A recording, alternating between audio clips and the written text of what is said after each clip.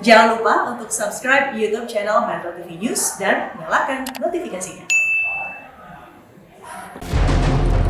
Ya Allah, Buri Allah. Allahu Akbar.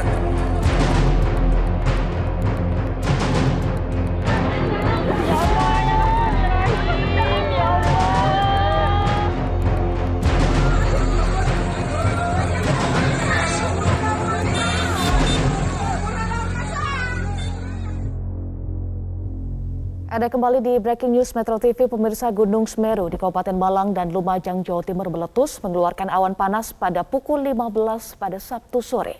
Pusat Vulkanologi dan Mitigasi Bencana Geologi atau PVMBG menyatakan sebelum meletus, Gunung Semeru sempat mengeluarkan lava pada pukul 13.30 Sabtu siang. Ya Allah, Buri Allah. Allahu Akbar. Pemirsa, inilah gulungan awan panas yang keluar dari puncak Gunung Semeru pada Sabtu pukul 15 waktu Indonesia Barat. Awan panas mengarah ke aliran Kali Besuk Kobokan, Desa Supitutang, Kecamatan Pronojiwo, Lumajang. Warga di kaki Gunung Semeru di Kabupaten Lumajang berlarian menjauh. Berdasarkan pengamatan dari pos PVMBG, saat erupsi kawasan puncak Semeru tertutup kabut. Kini hujan abu mengguyur kawasan Semeru di Kabupaten Lumajang dan Kabupaten Malang.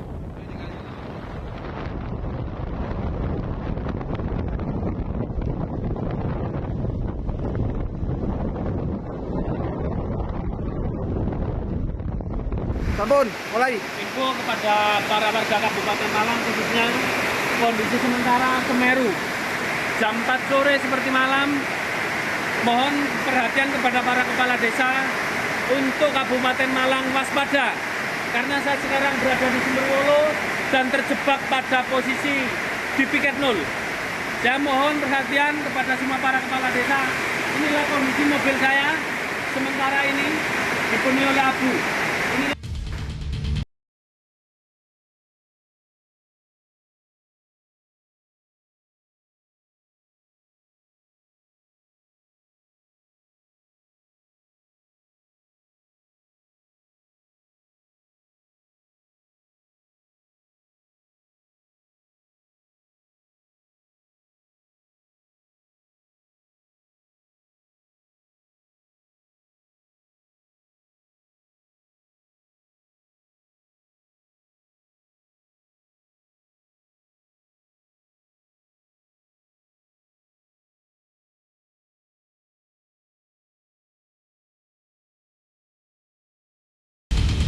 Ya, pemirsa, untuk mengetahui secara teknis erupsi Gunung Semeru kali ini, kita telah terhubung dengan Surono, mantan Kepala PVMBG dan Staf Sus Kementerian ESDM.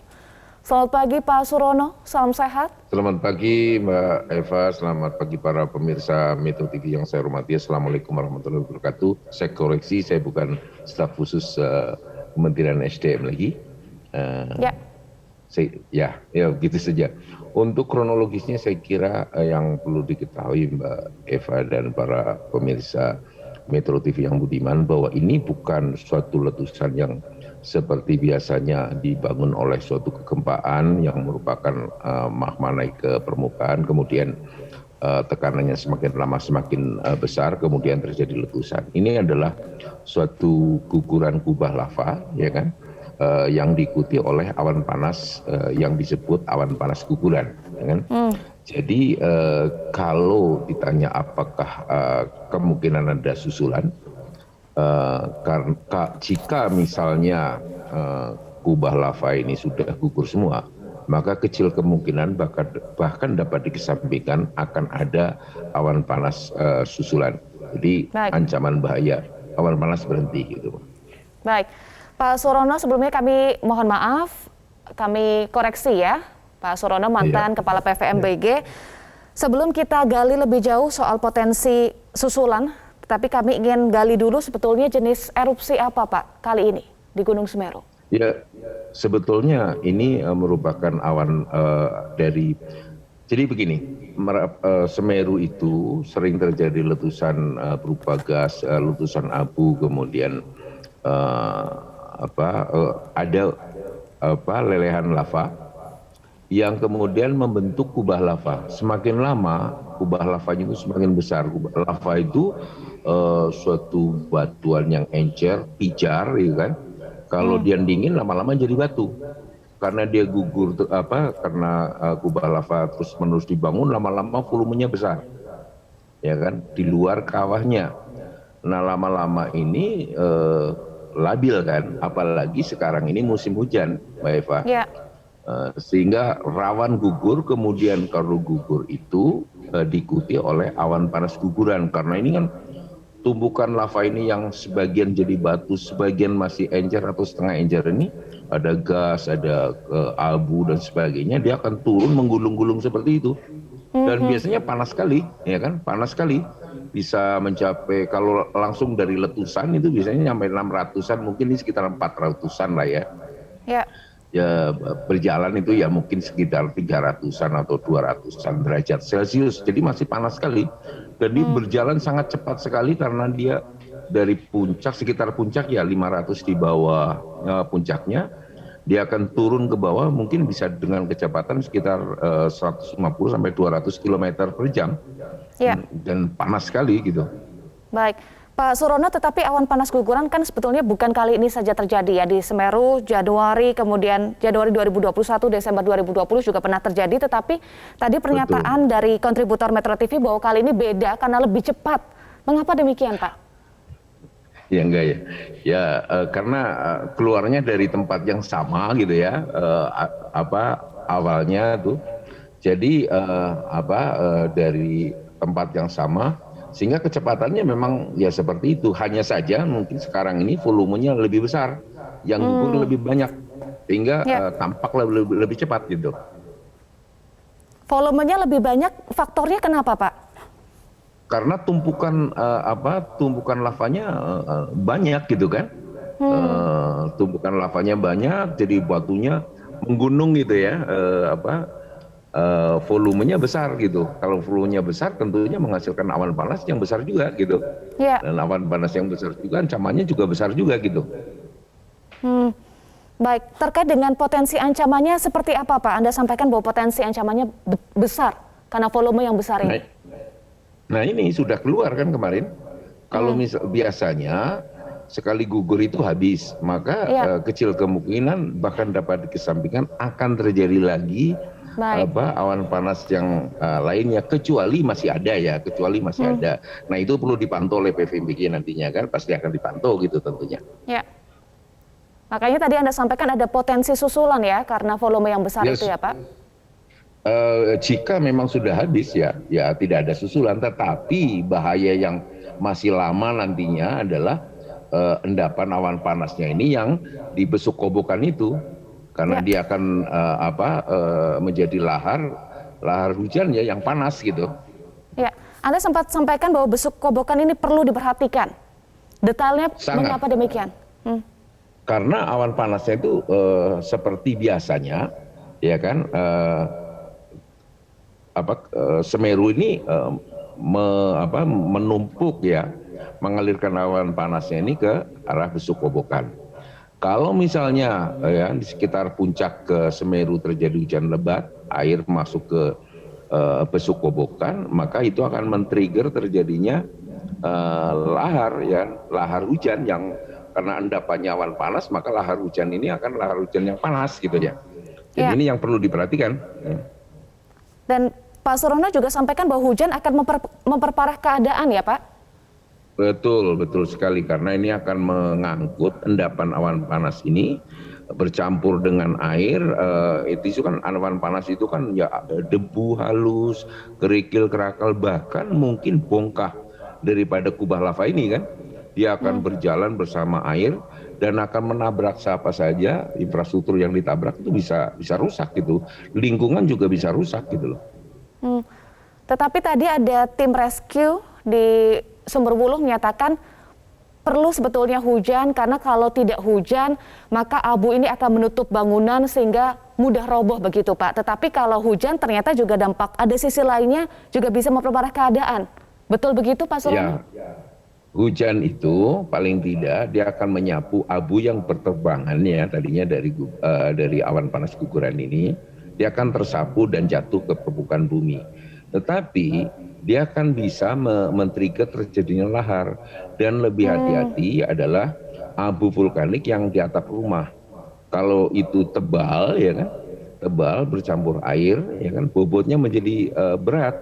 Jika konstruksi bangunan tidak bisa menahan, gitu ya, menahan berat dari abu plus air ini, bisa ambruk ini. Dan di samping itu, ya kan, jika di daun-daun itu banyak abu ditambah dengan air, berat itu bisa roboh, ya kan. Bahaya juga bagi jejaring listrik juga, gitu. Iya. Maka listrik harus dimatikan, gitu. Iya, betul, Pak. Pak, kalau kita bicara, Pak, sebetulnya kondisi ini bisa tidak sih, Pak, dideteksi sebelumnya, Pak? Begini, kalau Semeru itu letusan yang eksplosif, ya, berupa letusan gas, uap air, abu gitu ya, itu dengan meningkatnya kegempaan bisa diprediksi bahwa ini akan terjadi letusan begini-begini. Nah, begitu yang pasti gitu ya, begitu lava keluar terus gitu kan, dia menumpuk semakin lama semakin besar, kita tahu pasti itu akan gugur. Tetapi kapan? Apakah gugurnya semua tumpukan itu gugur? Tapi arahnya udah tahu ya. Arahnya awan panasnya masuk ke besuk kobokan. Oleh karena itu, ya kan, Badan Geologi PVMBG itu sudah menggaris daerah mana yang bahaya, utamanya adalah alur sungai besuk kobokan itu, ya kan? Iya. Diramalkan kapan itu bukan seperti itu. Dan mitigasi itu bukan masalah ramal-meramal kapan terjadi longsoran, tetapi bila kubahnya udah besar, gugur pasti, diikuti awan panas itu besar kemungkinan, ya kan? Tetapi kapannya ini yang tidak bisa diramalkan, Pak. Baik, Pak, beberapa waktu lalu sempat terjadi gempa dalam di wilayah Jawa Timur. Apakah ini menjadi salah satu faktor pemicunya? Ya, gempa-gempa tektonik ini bisa memicu suatu letusan gunung api jika dan hanya jika, ya kan? Di dalam tubuh gunung api itu sudah demikian tinggi, kantung magma sudah penuh, ya kan? Tekanan tinggi juga, maka gempa tektonik bisa men-trigger. Tetapi kalau misalnya kantung magmanya masih belum penuh gitu ya, ya gempa tektonik paling-paling, ya kan, bisa membantu, ya kan, magma masuk ke kantong fluidanya di dalam tubuh gunung apinya gitu kan. Selama itu belum penuh, ya gempa tektonik baik-baik saja gitu ya. Iya, Pak Surono, selain gempa tektonik, apa saja sebetulnya yang memicu erupsi Gunung Semeru kali ini, Pak? Ya, gempa tektonik itu kan tektonik di selatan Jawa ini kan pabriknya magma itu kan, yang yang membuat lava kemudian menjadi kubah lava menjadi awan panas, ya kan. Tetapi tengara bahwa aktivitas gunung api itu meninggi adalah ada gempa-gempa vulkanik, terutama gempa vulkanik dangkal. Artinya apa? Aktivitas sudah dangkal, ya kan. Terus gunung itu seperti karena ditekan dari dalam tubuhnya, maka gunung itu mengembang, seperti melembung gitu. Itu bisa dipantau walaupun kecil sekali, ya kan. Ya. Gunung itu lebih panas daripada biasanya gitu kan. Gas CO yang mengandung sulfur segala macamnya itu emisinya juga bertambah. Sebetulnya tanda-tanda selalu ada, Tuhan memberikan itu, semua kejadian alam diawali lah oleh tanda-tanda. Nah, oleh karena itu Badan Geologi menggunakan teknologi untuk mengetahui apakah ada gejala-gejala itu. Itu yang dilakukan oleh teman-teman di PVMBG. Iya, tanda-tanda dan gejala seperti apa biasanya, Pak? Ya, itu tadi kegempaan itu meningkat, ya kan? Kemudian emisi gasnya meningkat dan sebagainya. Tetapi yang kali ini di Semeru itu bukan itu prosesnya. Bukan itu. Prosesnya adalah sudah keluar menerus, itu kan lava itu menumpuk lama-lama menjadi volumenya menjadi besar, ya. Dan kemudian karena dia labil, kena hujan dan sebagainya, itu gugur tumpukan lava itu. Nah, tumpukan lava itu begitu gugur menghasilkan awan panas. Jadi bukan sesuatu yang saat itu dikeluarkan dari perut gunung api menghasilkan awan panas, bukan itu, tapi lava yang sudah di luar tubuh gunung api itu sendiri. Baik, itu perbedaannya ya, karena informasi dari teman-teman di lapangan sebetulnya jalur evakuasinya sudah ada, tetapi karena sama begitu jalurnya, tetapi karena lebih cepat, jadi agak susah Pak untuk evakuasi. Betul demikian ya Pak ya? Ya beginilah ya, kadang dulu saya sering mengadakan latihan evakuasi supaya jangan kaget karena kejadian letusan gunung api kan bisa tiba-tiba, ya kan? Seperti para tentara itu latihan supaya jika terjadi ancaman tiba-tiba secara otomatis dilarinya kemana gitu kan, apa saja yang harus dibawa, minimum yang diperlukan dan sebagainya. Jadi begini Mbak, sebetulnya dari mitigasi bencana apapun sebetulnya ya, subjeknya adalah manusianya. Bagaimana manusianya bisa beradaptasi dengan ya kan ancaman bahaya yang ada, ya kan, kemudian memitigasi, itu saja. Ya, Pak, tadi Anda sampaikan bahwa ini kan kondisinya berbeda ya, erupsi kali ini berbeda dengan awan panas guguran yang sebelum-sebelumnya. Bisa tidak sih kita prediksi atau analisa dari Pak Surono, material ini tuh sudah tertumpuk berapa lama sehingga efeknya besar begitu untuk erupsi kali ini, Pak? Sebenarnya secara visual itu kubah lavanya itu bisa diketahui gitu kan, dilihat gitu ya, dipantau volumenya berapa gitu kan. Ya kalau volumenya udah besar gitu kan, dia itu kan nongkrong di ereng-ereng gitu ya, di lereng itu kan. Makanya kubah itu pasti akan gugur. Cuman kapan waktunya itu yang tidak bisa diprediksi gitu ya. Jadi sebetulnya besarnya awan panas itu kan bergantung dari volume kubahnya gitu. Baik, Pak, pasca letusan apa yang harus diwaspadai oleh masyarakat dan juga tim rescue di sana, Pak? Selain Anda sampaikan bahwa besuk kobokan harus diperhatikan dan juga potensi hujan ini akan memperparah keadaan. Betul, karena memang ini kan cukup besar ya. Endapan abu yang bukan saja di besuk kobokan bercampur dengan air, ya kan? Itu akan mudah bergerak, ya kan? Di lereng, ya kan? Dia akan masuk ke lembah-lembah, terutama alur sungai. Oleh karena itu tutuplah, ya kan? Besuk kobokan untuk tidak ada aktivitas manusia, ya kan? Di bantaran maupun di dalam besuk kobokan. Baik, apalagi Pak catatan atau saran Anda untuk proses evakuasi hari ini? Kalau saya kira yang hebat itu ya Pemkab Lumajang ya dan BPBD-nya, dan tentunya relawan tadi malam saya pantau juga ikut bergerak dengan cepat mengevakuasi masyarakat yang memang harus dievakuasi gitu ya. Untuk masyarakat yang dievakuasi tenang saja ya kan, sampai betul-betul yakin teman-teman PVMBG memantau tidak ada lagi kubah lava yang akan gugur gitu kan, sambil memperhatikan apakah tidak ada ancaman lahar di desa Kobokan atau di bantaran sungai Kobokan, mereka baru masuk. Jadi saya kira selain kita berduka ya dengan korban yang terjadi, saya juga ya mari kita bersabarlah masyarakat yang sedang mengungsi. Itu aja.